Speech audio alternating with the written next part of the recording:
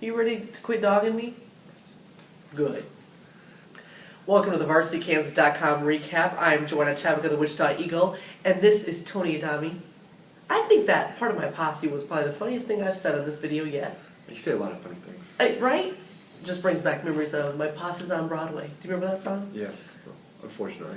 How many of you know that song? Look it up, kids. All right, looking at area boys tonight. I was out at Andale. Andale got a win, 51-45 over Circle. This was a big win for them. It puts Andale not only up, 7-0 in ABCTL Division 4. Circle drops, they now have 3 losses. Collegiate only has the 1 loss to Andale.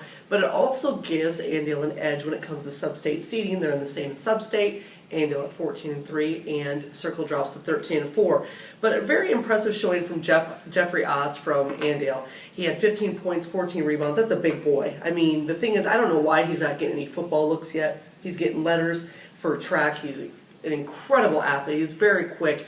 And he just kind of took it to him tonight. It was Stepped impressive. up with Lane McCarry out, right? That's exactly right. Lane out with a bulging disc, and he said he hopes to get a steroid shot so that he can return here soon. But Circle shot 9 of 20 from three-point range. I thought it was fascinating when Coach told me afterward that, we decided that we needed to be better at three-point shooting, so we worked on it. Does it work that way? Because if it did, I think that more teams would be like that, but it's really, truly impressive. I mean, 9 of 20, Cal Hartley had 3 threes, and Braden Kirkpatrick had 4.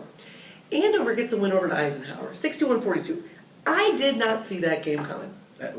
Eisenhower to me has been just the biggest mystery of the last, 2 or 3 seasons with, these great teams with Trayvon Evans that can never finish the season off, and now it's just like they play Derby close, right? Yeah, I mean, and then they just got blown out. They really did. And Eli Renault had 17 points for Andover. Chase Oberg had 15.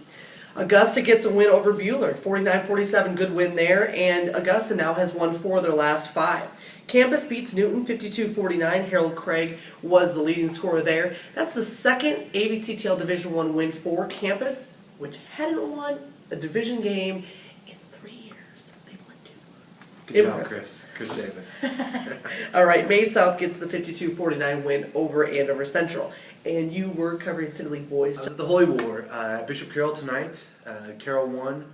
The Carroll boys won 51-48. Great game. Came down to the last seconds. Patrick Carney for Bishop Carroll, junior guard, scored 24 points and had the game-winning half block, half steal right as time ran out. And, he's playing so well, and he's been Coach Lonnie Lawler's project all year long.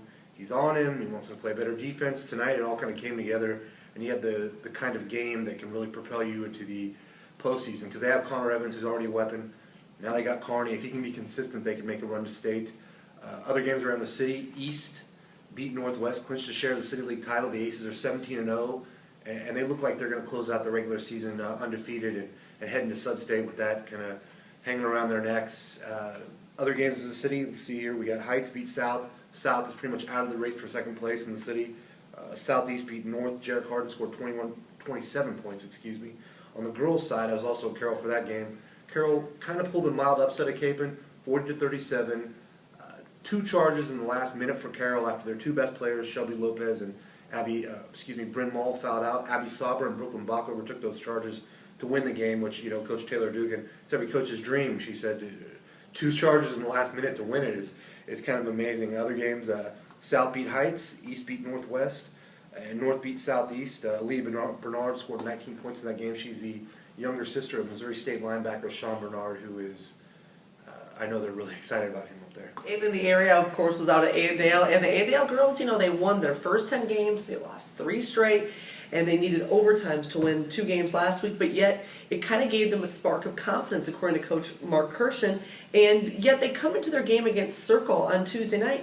And they are without Kylie Ebert still with a foot injury. Leah Richenberger, who broke her wrist on Friday night, she's out for the season. And Rachel Fredericks, she went to volleyball on Monday, missed practice, which means you can't play Tuesday according to coach's rules.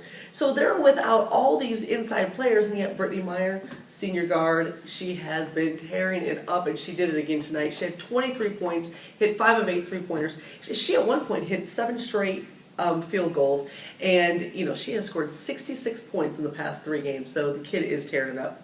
And also looking around the rest of the area, it was Garden Plain girls, 37-25 over Douglas. That's a good win. Good win against two. I mean, those are two good opponents, but also because it gives Garden Plain a 2-game lead for the Central Plains League title. And Trinity gets a win over Conway Springs. So that's it for high school basketball for our recap. It's been an interesting recap. I hope you've enjoyed it. We'll see you on Friday. Friday. Friday.